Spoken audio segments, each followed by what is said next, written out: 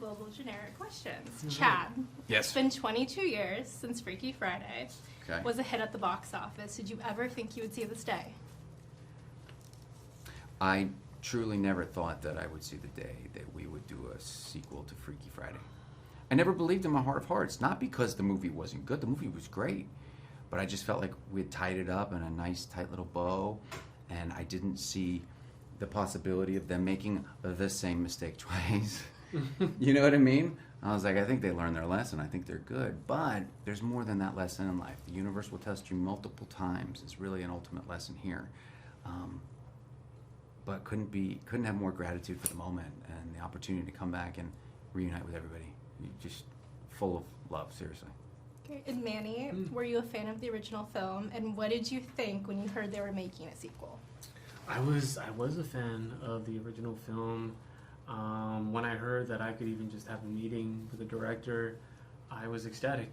Not only because it's Freaky Friday, but it's also because of Nisha Ganatra, our director. I'm a huge fan of her work and her movies.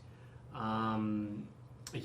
I was more than happy to hop on board and kind of give what I got, whether it be comedy, heart, or a little 2-bit dance move. I was more than happy to 2-bit. Then to Burned up the dance floor. There's nothing left. Yeah, but yeah, definitely excited to join the family. Great. And then Chad, what was it like stepping back into a role you did when you were 21? I mean, it was a very heady experience, believe it or not. And when I say that, it's just because I was trying to analyze everything about somebody who I hadn't thought about in 22 years, right? I mean, it'd been 23 since we had shot, so here we go. What has he been doing? Where is he? I got to reevaluate where he would have gone, what he would have done, and we had to try to build out what was there, because this is such a complex film. There's so many moving pieces with 4 people changing bodies and all the different things that go, so you can't muddle it too much with Jake because it will throw off different things. So we had to find a way to really figure out who he was, where he's been, what he's been doing, and what his wants and needs are in this life, and I think we figured that out. Great. And then Manny, tell us a little bit about your character Eric. Were you able to easily relate to him at all as a father and a chef? Yeah, my character, Eric Davies, is coming from the UK.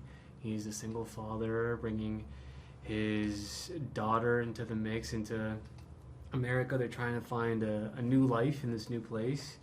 And it so happens that Eric also finds love in Lindsay's character, Anna. So it's navigating a new life experience, a new love, and a possible new family.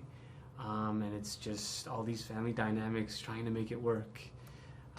Do I relate to the character? I mean, it's the first time I'm playing a father. Very intimidating. I needed some advice for sure. But it definitely gave me a glimpse as to what that could feel like, and I'd say I'm looking forward to it. Yeah, if that ever comes along. Yeah. Okay, this is for both of you to answer. So what is it about the story that still resonates with audiences? I think the thing about Freaky Friday that resonates most with audiences is that it's really grounded. Yeah, okay, it's a body swap movie. We get that, okay? But outside of that, it's a grounded story about family.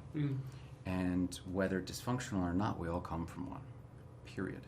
Okay? And so you grow up and you experience good, bad, or mundane, whatever that may be. And there's a character in this movie for everyone. You can identify with a situation, scenario, or an individual in the movie and say, oh, that feels like me. And if you're not on any of those fronts feeling like there's a piece of you, then you're still laughing your butt off at the insanity and the hilarity that's ensuing. So it's just, it feels good. And you can have it on the background, you can have it in the house, filling your house with joy. It's just a dang good movie. Yeah, it kind of stands up for itself, regardless of whether or not it was a sequel. It's just a good, solid story. Okay, great. Last question is, both films are shot in Los Angeles. Why is that so important to the story? Oh, it's like the other character in the movie. Yeah, I don't think you can really have that same feeling without it being in LA. Yeah. I would say that I took for granted when I first moved here.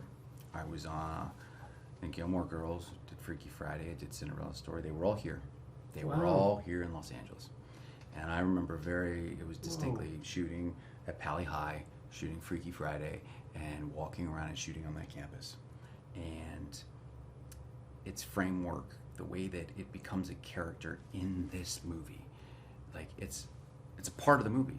Environmentally, like everything about it, it brings energy, the light, the sun is different here than it is anywhere else. Yeah. It's, you know what I mean? And it's a character in this movie. So it couldn't have been done anywhere else and been the same film.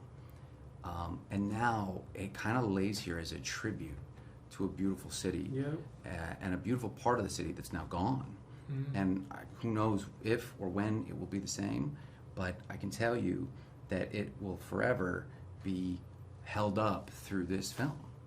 You know, everything from the Coleman home to Pali High to the beautiful neighborhoods and the beaches, everything right there. Beaches, yeah. Yeah. Great. Well, that was it.